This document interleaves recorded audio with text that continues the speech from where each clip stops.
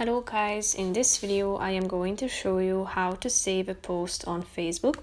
But first I just want to mention, don't forget to subscribe to my channel, because at 10,000 subscribers I am going to show you my whole YouTube revenue statistics and growth strategy, how to make money online. So let's jump into it. First of all, open the application on your phone. Tap on the home icon down below and you will be directed to your feed. So you should select a post that you want to save, and if you have found it, tap on the three dots icon in the right side of the screen and tap on the Save Post button, which is the first option.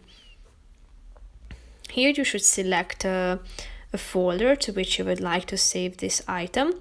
As you can see, there are two options, preset options, such as the favorites and for later.